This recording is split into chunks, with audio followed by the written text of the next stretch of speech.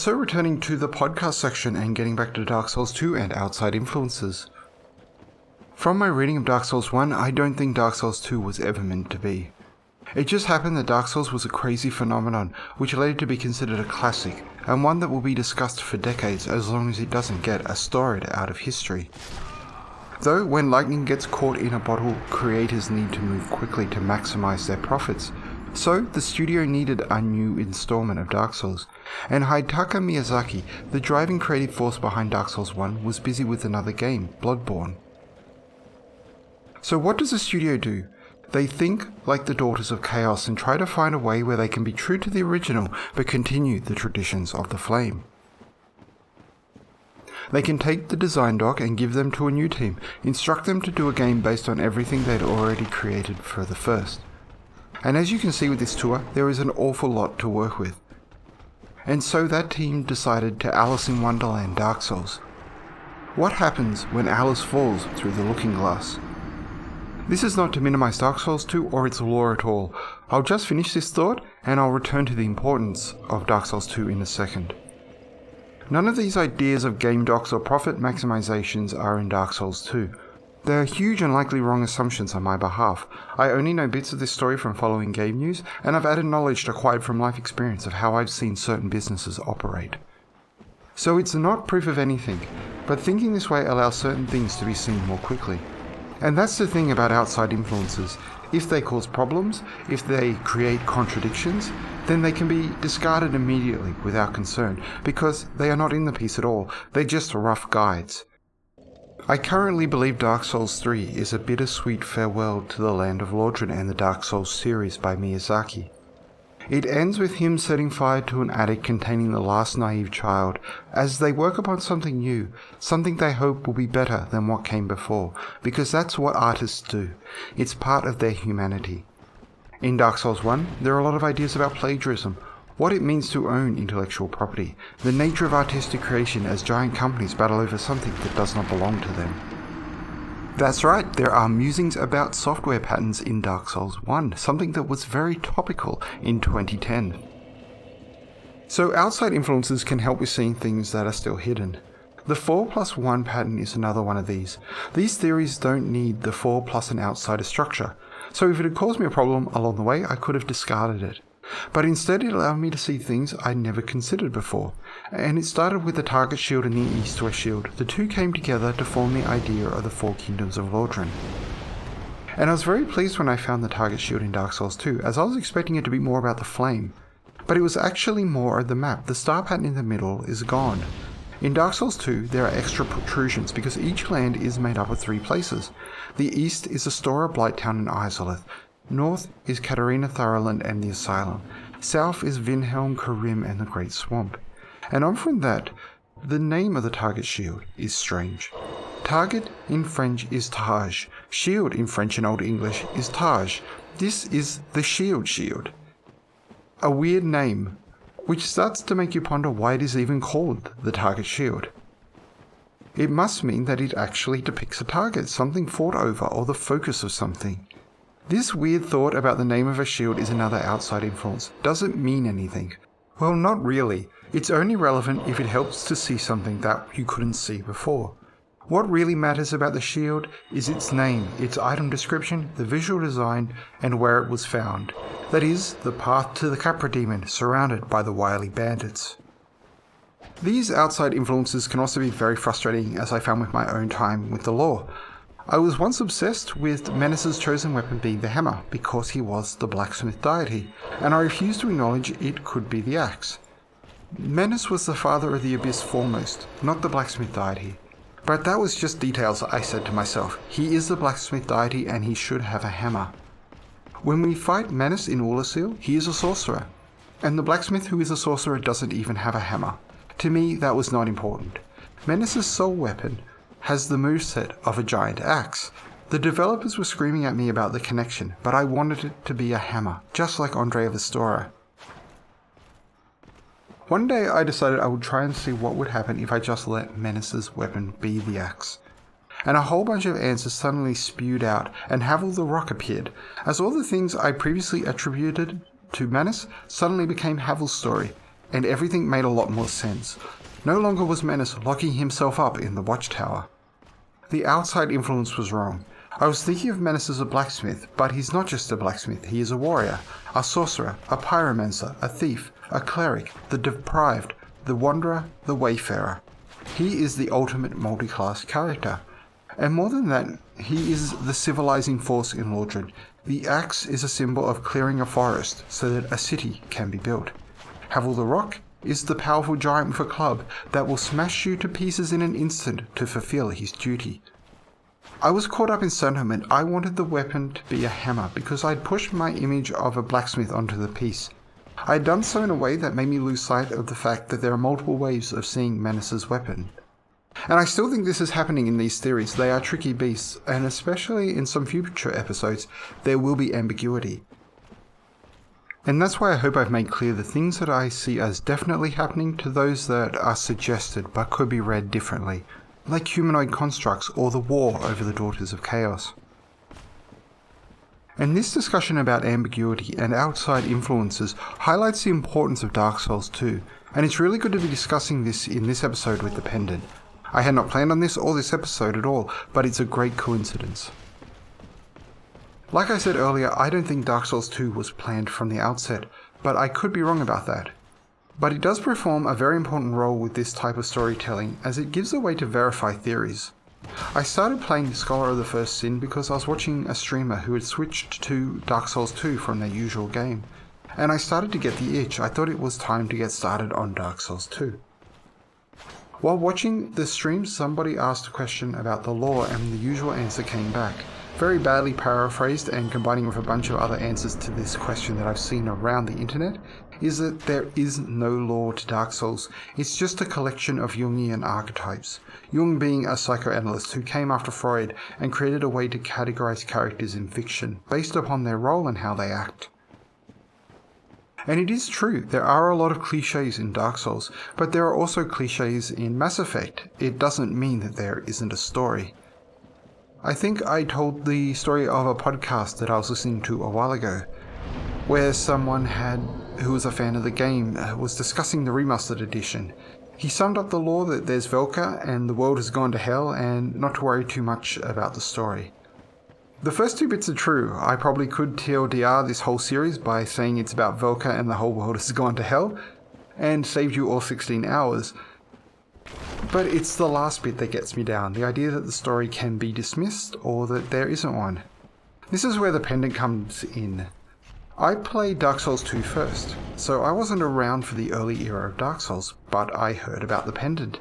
I may have been in the wrong place, but what I heard was very frustrated gamers. Angry forum posts about some developer who was a jerk to his fans and had wasted their time. I was watching a show on a now vanished website where someone took 10 minutes to tell me I shouldn't waste my time with Dark Souls and that there were no more secrets to the Pendant. And at that point I didn't know what a pendant was, but people seemed pretty annoyed. The Pendant is a starting gift that can be selected in the character creation screen, where we selected the Master Key. And it says in the item description that it has no effect. All of these things we will be addressing further in part 3. People on the internet came up with the idea that the Pendant has a hidden purpose. I don't know where this idea came from. I was in my own corner of the internet doing my own thing at the time. If you know the full story and was there to witness it, I would love to hear about it. Please let me know in the comments below. My understanding is the hunt for the Pendant's meaning became a bit of an obsession and became one of the memes of Dark Souls. But at some point Miyazaki described the Pendant as a bit of a prank, and this seems to be where all the annoyance came from. It looked like the creator was making fun of their customers and creating mischief where there didn't need to be any. And these kind of things wear down gamers. Just recently there was a zoo level thing in a Rick and Morty game, which was just a hoax by the developers to get attention for their game. No judgment on those guys, you've got to do what you've got to do to get people talking. I'm actually a huge Rick and Morty fan. There is even a quote from the show in the episode about the Zanzu scholars. But anyway, these type of things do wear down the audience. A lot of players just shrug these days, believing everything to be a hoax. And there's no logic to any of these games. And rightfully so, we do have lives to lead, and we don't have time to chase every rabbit down every hole. I was even one of these people. If it wasn't for a series of very fortunate events, I wouldn't be doing this tour. The first place I happened to explore was Enalondo as I hunted down the story of my favourite character, the Dark Sun Gwendolyn. And that area is a masterclass in this type of storytelling, so I was able to figure out the basics quickly. After that, I decided to focus on Manus because I had no idea why he seemed to be the real boss of the game. And by starting with Manus, Velka and Priscilla jump out pretty quickly. And from there, the foundations of Dark Souls were set for me. It was just a matter of figuring out who did what and when, just like an elaborate murder mystery game. Getting back to the ambiguity of this type of storytelling, it is by its nature obscure, meaning there is no catharsis. There is no moment where you can point at something besides the most basic idea and say, I have that 100% correct. Dark Souls 2 gives the ability to say, I got that 90% correct, because the theories have to work across two separate pieces with two different focuses. I can never be 100%, but it helps. With the addition of Dark Souls 3, if the theories still work, you get 95% on this made-up scale. That is the importance of Dark Souls 2. Not only does it give us more Dark Souls to play, and it brings in new fans like myself to the series who missed out on the first installment, it gives a way to show there is a logic, there is a consistent lore. And if you're watching this and think I started with Dark Souls 2 and work backwards, or are seeing more in Dark Souls 2 than you did before, that is the real proof that these wacky theories are somewhat correct. That is the role Dark Souls 2 plays, born out of practicality, I believe. Because it doesn't add to the lore, it becomes a kind of Rosetta Stone. I should try to squeeze into this episode the differences between languages and codes. Now, if a realization does occur, and you do see more in Dark Souls than you did before, just a quick favour asked by a Nameless Tour guide. It would be awesome if you could pause and take in the story and characters of Dark Souls. They are more than just a sweet puzzle to work through. This story and its characters are amazing, and I believe it deserves kudos for that. 2010 was an era where everyone was asking what was the Citizen Kane of gaming. Meanwhile, someone had created the Ulysses of gaming and it went by completely unremarked. So that is the role of Dark Souls 2. It is a tool to convert the unconverted. So on this made up scale, I feel like I'm about 50%, because I feel as though it is consistent within Dark Souls 1. But I'm not sure about Dark Souls 2 or 3. I have been cherry picking bits I know work. The true test will be seeing how it handles the full game. And so let's get into talking about Dark Souls 2. The first thing I'd like to point out, and it's something to show why it's really important to appreciate the lore of these games, is how different Dark Souls 2 feels from Dark Souls 1. And that is all because of the lore. Dark Souls 2 feels like strands coming off a core. It's like the sun pattern that is on Solaire of Astoro's shield. Dark Souls 1, on the other hand, feels like a tangled mess. The land undulates and moves around. We go through one area and then suddenly appear in another. We can get to the undead asylum by going through New Londo. And this difference is because of the lore. The basis of Dark Souls 1 is the intimate family tragedy we are discussing on this tour, told through the metaphor of gods and flames, the tale of Manus, Priscilla and Velka. Dark Souls 2 is about introspection, looking at the scattered remains of a journey in hopes to find the answer to the question, why did it all fall apart? The dark sign in Dark Souls 2 has a description which reads, do what you must to gather the pieces, scrapping them together into the semblance of a whole before the will to do so fades. That is the core of Dark Souls 2, gathering the scraps that have been thrown to the wind. So with this section about Dark Souls 2, I'm going to try and only discuss things we've already introduced on the tour, and I'll be limiting this to the path that leads to the Lost Sinner and up to the Earthen Peak on the opposite side of the Rotunda. The first area of Dark Souls 2 is the things betwixt, the things between. The game starts in the forest of the Darkroot Garden. The trees have the same visual design. And then, after a series of unfortunate events, we fall through the looking glass and appear in a place between. We then meet 3 women and a maid, and at that point we are given form by one of the women. There we are seeing again the arbitrary nature of the physical form. The 4+1 pattern continues as we learn one of the women is missing. The maid is the outsider. The 4+1 pattern is also in the game structure. 4 old ones, the main bosses of the early game, and King Vendrick. I had not even made that connection until I'd started playing this time around. And that's the thing, it's hard to keep all this stuff in your head. It takes a while to puzzle things through, but it gives you something to do while grinding souls. And then we hit the tutorial area, which has some new additions, and then we arrive at the core, Majula. An abandoned manor house and its estate with a bunch of new arrivals, like something out of a Chekhov play. And just quickly on Chekhov, I was googling him to make sure I got his name right. I'm terrible with names. And I found some quotes, so here are some that I thought were relevant. I believe they come from his plays and short stories. When asked, "Why do you always wear black?" he said, "I am mourning for my life. If you are afraid of loneliness, don't marry. The sea has neither meaning nor pity. People don't notice whether it's winter or summer when they're happy." And here's a good one for Dark Souls 1 and 2. Love, friendship, and respect do not unite people as much as a common hatred for something. And most important for the Dark Souls series, I think, the role of the artist is to ask questions, not answer them. Was Chekhov an influence for Dark Souls? Perhaps he was, but the ideas in Dark Souls are ideas that have been discussed since we started telling stories. Grab the greatest hits of Talking Heads from the 70s. It relates to Dark Souls. Disturbed Down with the Sickness is the tale of a Storer. Bad Guy by Billie Eilish could be Velka's theme song. The ideas that form the basis of Dark Souls are not new, and in future something else will come along to do a great job exploring these ideas of cycles, family, and greed, just like this game. Then we go through the Forest of the Fallen Giants. This is the Story So Far section and retells the story of Dark Souls 1. It may also be telling the story of Dark Souls 2, I haven't got that far into my reading. I'll leave that section as it contains some spoilers. Now moving to the Rotunda, which is the area which separates two paths. There is one way open and one way blocked. This starts to introduce the idea of how Dark Souls 2 is organized. Each path to the old ones is based on a theme. The way to the Lost Sinner is the Way of White, the attempt by Gwyn to control the life force of those marked with humanity. The way of the Earthen Peak and beyond is the Way of Black, for the lack of a better term. It is the attempts to control humanity being spread by those with a life force. And they started the Rotunda because of the idea presented in the Watch Dragon Parama, a shield in Dark Souls 2 which depicts the Caduceus, one head bathed in light, the other in dark. Both have their heads bowed. Are they worshipping or are they exhausted? It is what I called in this tour the cycle of the soul and humanity.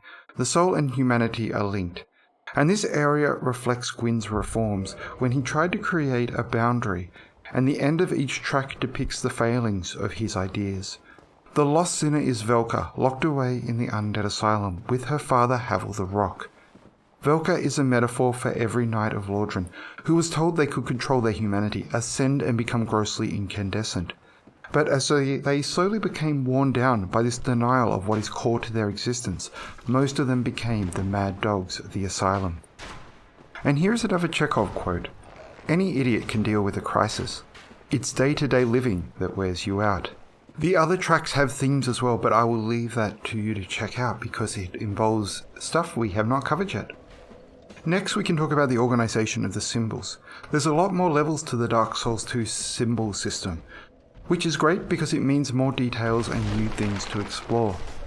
In Dark Souls 1 we have the NPCs representing the gods, the cycle of the firekeepers and blacksmiths, and then we have the item descriptions talking about the main characters directly.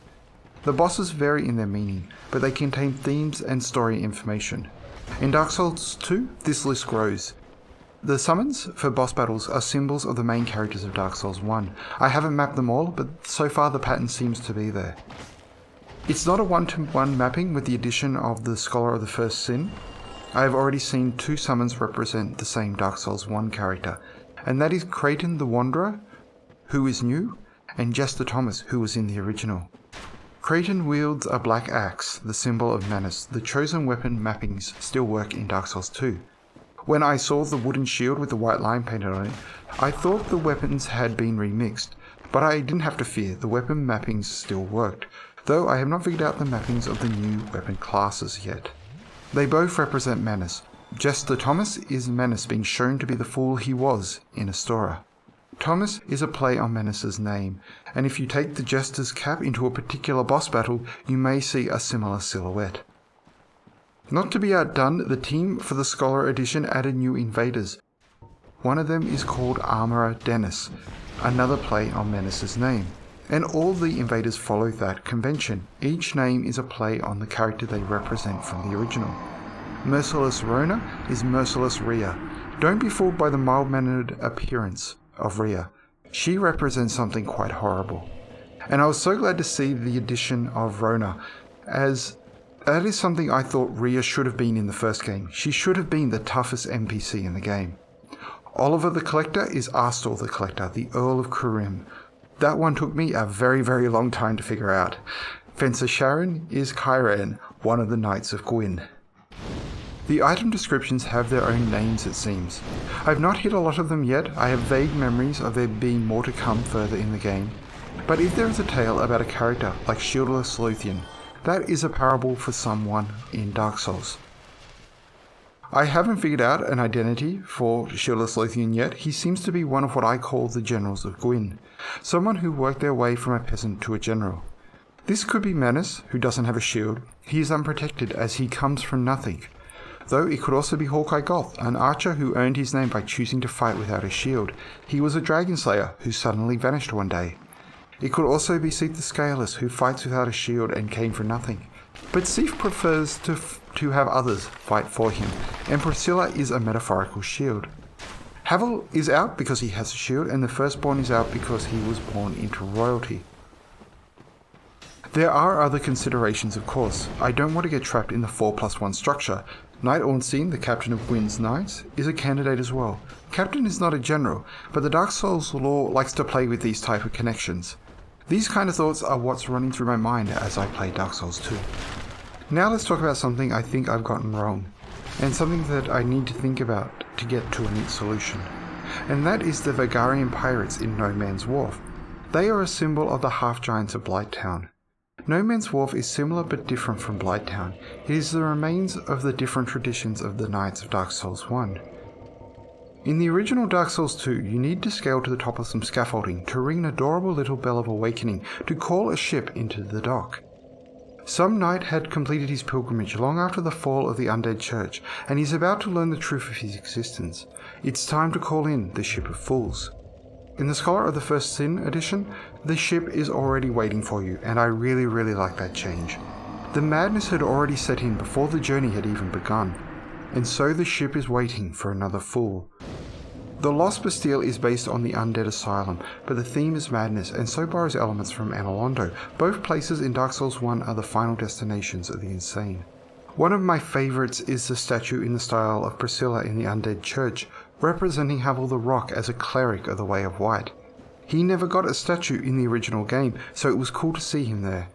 It's not the only place a symbol of Havel shows up in the Lost Bastille, and that nails Havel's story so well it wasn't touched by the new team. Returning to the pirate, the Vengarian sword says, "A former king launched a campaign to capture these terrors of the high seas, but rather than imprison them, forced them into hard labour at No Man's Wharf. The king, racked with fear and suspicion, began to see the progenitor of curse in anything and everything. During his reign, sorcerers in particular suffered dreadful persecution." And in the Vengarian helm worn by Vengarians that terrorise nearby seas. The coastline stretches far in northern Dread Lake. Beyond this northern sea is an unexplored continent said to be home to things inhuman. So firstly, the hard labour is an easy way to link these creatures to the half-giants of Blighttown, who were the miners of the east. The idea of pirating the terrors of the high seas is a nod to a flooding of Astora. Also, an eastern land can be near the northern coastline, and the term nearby is used explicitly. Things seem okay so far. But which king launched this campaign? There are 4 of them, the 4 kings of New Londo, and these descriptions could be talking about the invasion of Astora when Velka went mad. Menace is all about humanity. He isn't going to be filled with fear and suspicion. He is the one who rushes into darkness where others see sickness. Gwyndolin is a sorcerer himself. He wouldn't fear magic, so it's hard to see him persecuting sorcerers. Havel the Rock is not a fan of magic. It seems like he could be the one who is doing the persecution. But he loves Priscilla and Velka, also sorcerers. His problem isn't with magic, his problem is with Seath the Scaleless. That leaves the Firstborn of Gwyn, and starts to make me ponder, Did the firstborn of Gwyn cut Framp and Calf in two? There are three things that I can think of now that make me believe it is Artorias. One is it's simple. I love things that are simple. I'll take a simple explanation over a more complicated one any day. Artorias shows up whenever the dark has gotten out of control and tries to keep the peace. That is his programming. The second is that the knight that enters the home representing Astora in the Undead Burg wields a sword, not a spear. I was looking for someone with a sword. Another is the steel ring of protection that we will get into next episode. Now, if we look at the ship, the thing that transports the prisoners, there is a weapon rack. On the weapon rack is a halberd representing Priscilla, the Queen of Lordran at the time, which makes sense. And next to it is the spear, the symbol of the firstborn. He is the one shuffling the undead off to the asylum. And that makes sense. The firstborn is only concerned with war. He is busy taking care of the undead while Menace takes his father's legacy. I need to think about this some more. Maybe there's some more stuff later on that will help with this either way. Maybe I'm jumping at nothing and this is just a cleanup campaign after Artorias rescued Velka. The reference to the persecution of sorcerers was the firstborn demanding Velka be locked away. But I am shaken by these item descriptions and am on the lookout for more clues. This will not change any lore I present in this tour. I'm going to stick to my original theories because it's too complicated to change it halfway. And in this section I hinted at one of the rules I have while I work on these theories. Just quickly, a simple explanation beats a complicated one, so I cut everything I don't need.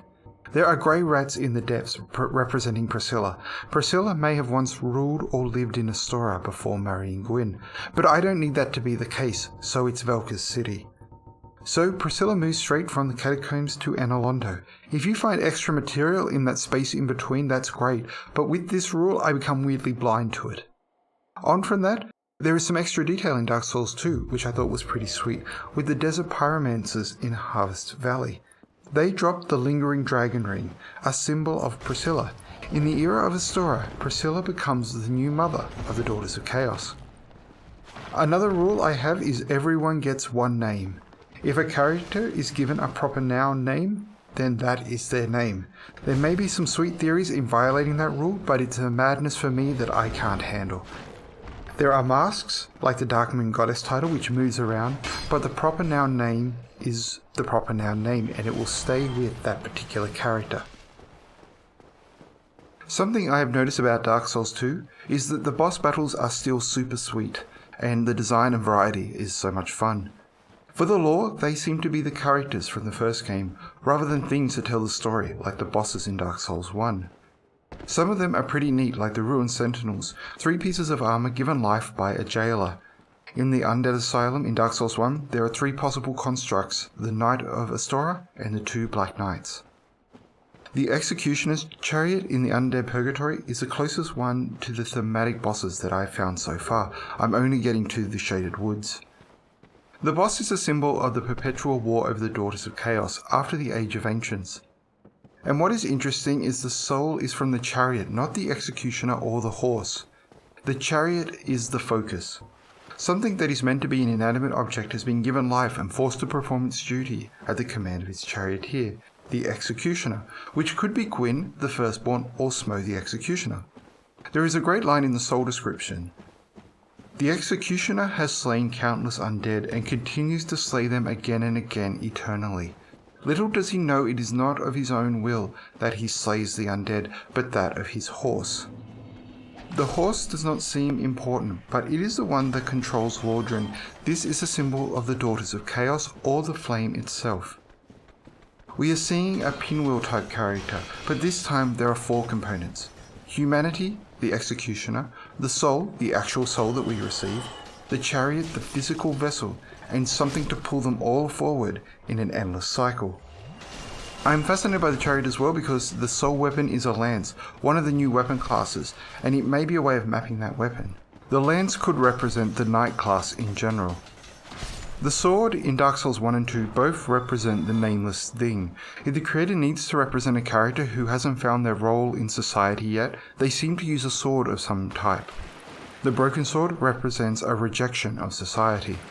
In the weapon rack we talked about earlier with the halberd and the spear, there is also a long sword and a short sword representing the nameless soldiers of Lordran. It's like the wooden sword cliché in some RPGs, where a wooden sword is given to the player at the very beginning, representing the start of their journey. The mapping of the bosses does not seem to be exactly one-to-one, but very close so far. Velka definitely has two bosses. She is the Lost Sinner, and she is also Mithra, the Baneful Queen. The mapping is fine if the old ones are considered to be a separate class of boss to the mid-level bosses. And finally, on Dark Souls 2, all of the cities return with new names. None of the cities are in the game, as all the people who are from these places don't really know why they are in Dragon Lake. They are disorientated, though only a few of them are aware of it. I haven't mapped all of them yet, as it's still early days, but Mira seems to be Astora. Characters from Mira match characters that are from Astora, and also the name Mira is a clever pun. The idea of vanity and Astora has come up in the tour, spread out in places. The people are described as handsome and beautiful. Binoculars represent the ideas of mirrors and lenses. Astora is about vanity. Gwyn, Priscilla and Velka all decided they could overcome nature, tame the soul and humanity and control the chaos of the flame, doing away with the other lords, Nito and the Witch of Izalith. The three had come to believe they were more than a collection of souls, humanity and a physical vessel. They were gods. But it turns out they weren't. In the end, Gwyn was still driven by his hatred of the dark, even if it seemed like he had everything he ever wanted. Velka's love for Manus drove her to create things that should never have been created in an attempt to impress her new family. And Priscilla's love for her child Velka stopped her from intervening in Astora, when she should have realized the danger that was coming. And so the city and the traditions of the pilgrimage collapsed, and left Lordran with a mess that everyone else had to clean up. Astora was a mirror that reflected the failings of those that built it. Also, on from the cities, I'm starting to feel better about the idea of the southern land being ruled by Seath the Scaleless. This is only hinted at with Seath's archives being positioned in the south. With the addition of the southern ritual ring that is connected to the Dark Moon ring in Dark Souls 1, the Ring of Gwyndolin, the south is an area that is starting to get connected to all things Seath. Kurim being the place that worships his family Velka, and Vinheim having the Dragon School of Magic. Previously this connection was less sure in my mind, but I'm feeling better about it as I play. Also, the four generals of Gwyn are present in the lead up to the Undead Purgatory. Menace and Havel the Rock are easy to see. One of the monsters that protects the way to the boss wields the weapon of the Titanite Demon. That enemy sits on a pole which has a skeleton attached to it by Havel's chains. Seath is represented by the large undeads with full moon sickles. One stands in front of an item that enchants weapons with magic. Hawkeye Goff is there as well, but we will get to his story later. So that's all of my random thoughts about Dark Souls 2. I hope it has some sort of value. It's always hard to tell where to pitch these things when you're talking to yourself about Dark Souls for half an hour without things to point at and things to drive you forward. It's been a very interesting experiment for me. Hopefully there has been some value there. And back to Dark Souls in general, the difference between codes and languages. This is something I came across recently when I saw a talk on cuneiform writing. That is the first written language created by people in the Iranian Plateau. The person giving the talk described the differences between languages and codes because a lot of people think of cuneiform writing as a code, much like I thought about Dark Souls as a code. The speaker explained the difference is that a code is meant to confuse someone who isn't aware of the cipher. A language is a way of expressing abstract ideas to communicate them to another party. And that is what is happening in Dark Souls. What we are seeing is a visual language to describe the events that occurred and also the themes of the piece. Pinwheel and his masks are the perfect example of that and why I keep using them. Pinwheel is Dark Souls. There is no attempt to hide the meaning from the player. Take the symbol of the halberd and use it freely. There's no need to worry, the developers aren't trying to trick you.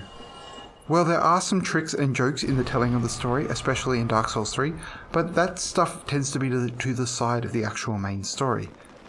The developers want you to see and enjoy the story of Dark Souls. And once the basic elements get sorted out, which does require some work like any language, the story starts to get told quickly, simply and poetically, because the large abstract concepts get expressed by a set of simple symbols. For me, the doll in the Undead Asylum is one. It's hard in English to explain my feelings about the doll, because it represents so much of Velka's story. And that means the gameplay really shines along with the story. There's no need for a 2-hour introduction where characters explain the nature of the world. You're in the world, you're playing the game, you're figuring it out as you grind levels. It's my favourite aspect of this idea. Maybe I'm getting impatient with games, but I want to start playing as soon as possible. World and lore is great, but sometimes a slow introduction sequence actually takes me out of the world rather than gets me immersed. It's hard to feel a sense of drama when everyone wants to stop me and explicitly tell me how terrified they feel about an event. And this type of storytelling feels so much more natural to me than the recordings you find in Bioshock and many of the other walking sim games that have followed in that tradition. And by creating this set of symbols, it allows the ideas within it to be more free for the player to explore at their own pace. Which means if you're bored symbol hunting, go fight some monsters. When you're bored fighting monsters, go symbol hunting. It's a very addictive loop. I know other games have played in this space, and I've played a lot of them, and I've thought that they're very cool and very fun. Though for me, nothing has done it as well as Dark Souls 1, and that's why I'm here doing this tour. And we are returning to Failing Shrine, so we will return to Reah's Pendant. I didn't get to any of the content at all. I will probably die a lot in Sen's Fortress, and I will be able to put it back there. And speaking of that, if you have any questions, things you want me to cover in future episodes, add them to the comment sections and I'll address them when there's time and dead air.